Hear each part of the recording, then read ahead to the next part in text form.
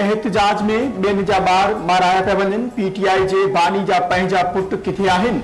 गाॾियुनि खे बाहि लॻाई पई वञे। पुलिस एहलकार ज़ख़्मी थी रहिया आहिनि। मुज़ाहिरनि सां चकरे दौरान पुलिस एहलकार शहीद ऐं 5 एहलकारनि जी हालत ॻढ़ थी चुकी आहे। पंजाब जी इत्तलात वारी वज़ीर उस्मा बुखारी जी प्रेस कॉन्फ्रेंस चई 9 मई पार्ट 2 जारी आहे। ही ॿीहर डफेड़ पखेड़ण आया आहिनि। गंडापुर गुम आहे। गाॾियुनि खे साड़े कहिड़ो एहतजाज कयो पियो वञे। अली अमीन कारकुननि खे अकेलो छॾे पाण गुम थी वियो आहे। पाकिस्तान ऐं बेलारूस विच में सीड़पकारी में सहकार वधाइण ते इत्तफ़ाक़। मुख़्तलिफ़ मुआहिदनि ते सहियूं। बेलारूस जे परॾे वज़ीर वफ़द सां गॾु इस्लामाबाद में परॾे आफ़ीस आमद। परॾे वज़ीर इसहाक डार ख्वाजा आसिफ ॼाम कमाल वफ़द जी आजियां कई। बेलारूस जो सदर एलेक्जेंडर लुकाशेंको अहम दौरे ते अॼु इस्लामाबाद पहुचंदो।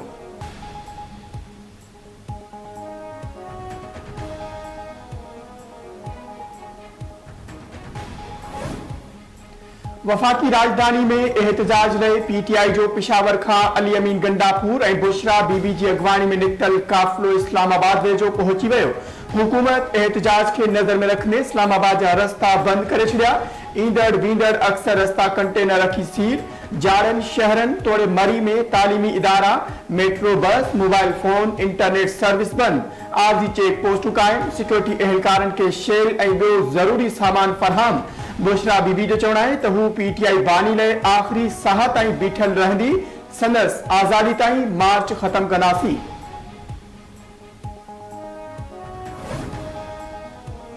पीटीआई बानी सां बैरिस्टर गोहर ऐं बैरिस्टर सैफ जी अहम मुलाक़ात। ज़रियनि मूजिब अडियाला जेल में पीटीआई बानी सां अॻवाननि 1.5 कलाक ताईं मुलाक़ात कई।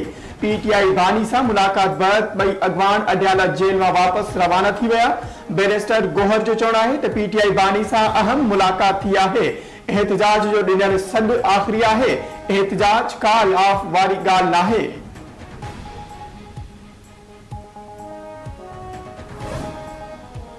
पीटीआई जे 24 नवंबर वारे पुरतशद्दुद एहतजाज जो टैक्सिला थाणे ते केस दाख़िल। पीटीआई बानी बुशरा बीबी ऐं अलीमा ख़ान ख़िलाफ़ दहशतगर्दी रोक एक्ट तहत केस दाख़िल कयो वियो। केस में अॻूणो सदर आरिफ अलवी, उमर अयूब, अली अमीन गंडापुर, शहरियार रियाज़, हम्माद अज़हर ऐं असद केसर समेत 300 खां वधीक जवाबदार नामज़द। एफआईआर जे मतन में चयो वियो आहे त पीटीआई बानी जेल में इस्लामाबाद ते चढ़ाई जो मंसूबो ॾिनो। मुज़ाहिरीन सरकारी गाॾियुनि खे नुक़सान रसायो। जवाबदारनि पुलिस ड्राइवर खे अगवा कयो ऐं तशद्दुद बैदि छॾे ॾिनो। फैसलाबाद में बि बुशरा बीबी, पीटीआई बानी ऐं अली अमीन गंडापुर समेत 75 कारकुननि ख़िलाफ़ केस दाख़िल। केपी जो वॾो वज़ीर वफ़ाक ते चढ़ाई लाइ निकितल आहे। केपी जा सरकारी मुलाज़िम एहतजाजी टोले में शरीक आहिनि। लाहौर समेत पंजाब मां रुगो 80 माण्हू एहतजाज लाइ निकिता। पंजाब जे अवाम डफेड़ ऐं वगोड़ी एहतजाज खे रद्द करे छॾियो आहे। पुरअमन ऐं पीटीआई ॿ मुख़्तलिफ़ शयूं आहिनि। पीटीआई न पुरअमन ऐं न सियासी पार्टी आहे। पंजाब जी इत्तलात खाते जी वज़ीर उस्मा बुखारी जी प्रेस कॉन्फ्रेंस चवे थी बुशरा बीबी घरेलू औरत नाहे रही, डफेड़ी मार्च जी अगवानी करे रही आहे।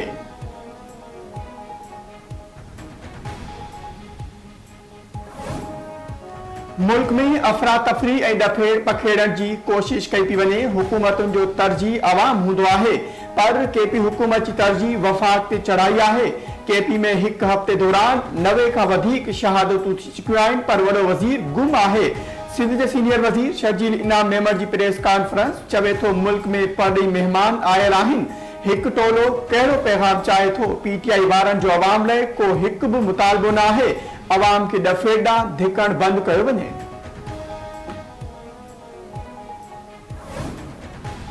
औरतुनि जे हक़नि बाबति शऊर पैदा करण ऐं तशद्दुद जो ख़ात्मो अणकर आहे। औरतुनि ते तशद्दुद जी रोकथाम लाइ हिकमत अमली सां निज़ाम में सुधारा ईंदा। सदर आसिफ अली ज़रदारी जो औरतुनि ख़िलाफ़ तशद्दुद जे ख़ात्मे वारे आलमी ॾिहाड़े ते पैगाम चवे थो गॾियल कोशिशुनि सां औरतुनि लाइ तशद्दुद खां पाक ऐं महफ़ूज़ माहौल जोड़े सघिजे थो। वॾे वज़ीर मुराद अली शाह चयो आहे त कराची में तरक़ियाती रिथाउनि जो कमु जारी आहे। Karimabad underpass, Malir express way अहम मनसूबा आहिनि। करीमाबाद ते ॿिनि लाइनुनि ते अंडरपास जी लाॻत 3.8 अरब रुपया आहे। मलीर एक्सप्रेस वे ॼाम सादिक पुल खां काठोड़ ताईं 38 किलोमीटर डिघो मनसूबो आहे। फेज़ 1 जो कम 5 दिसंबर ताईं मुकम्मल कयो वञे। कराची में जारी मुख़्तलिफ़ तरक़ियाती कमनि बाबति वॾे वज़ीर सैयद मुराद अली शाह जी सदारत हेठि इजलास। Karimabad underpass, Malir express way ऐं कोरंगी काज़वे पुल जे कम में अॻभराई जो जाइज़ो वरितो वियो। वर्क्स एंड सर्विसेज ऐं जेल खाते जे सूबाई वज़ीर अली हसन ज़रदारी पारां सेंट्रल जेल हैदराबाद जो सरप्राइज़ विज़िट। जेल स्टाफ ऐं पुलिस एहलकारनि सां मुलाक़ात। जेल अंदर सफ़ाई सुथराई जो जाइज़ो वरितो। कैदियुनि जे अस्पताल जो पिणु दौरो। सूबाई वज़ीर कैदियुनि सां मुलाक़ात करे पुलिस तशद्दुद, रिश्वत जी घुर, खाधे पीते ऐं इलाज बाबति मालूमात वरिती। अली हसन ज़रदारी जो चवणु आहे त सिंध सरकार सिंध जे जेल खे इस्लाहगर बणाए रही आहे। जेल में कैदियुनि सां सुठे सुलूक, खाधे पीते ऐं इलाज जे मामले में कंहिं बि क़िस्म जी कोताही बर्दाश्त न कई वेंदी। पानी सिंध जी बका ऐं वजूद जो मसइलो आहे, उन ते का बि सौदेबाज़ी न कई वेंदी। सिंध जे वॾे वज़ीर मुराद अली शाह गॾियल मफ़ादनि वारी काउंसिल में एतिराज़ दाख़िल करे छॾिया आहिनि। पंजाब जी प्लानिंग एंड डेवलपमेंट खाते बि एतिराज़ उथारिया आहिनि। सूबाई वज़ीर नासिर शाह जूं मीडिया सां ॻाल्हियूं। चयाईं हिकु इंतशार पसंद ग्रुप कूड़ो बयानियूं घणे नौजवाननि खे गुमराह करे रहियो आहे। हिननि लाइ पीटीआई मुस्लिम लीग नून वांगुरु आहे। जमहूरियत ख़ातिर हिननि कूड़ो ढक नून लीग जी हुकूमत कई।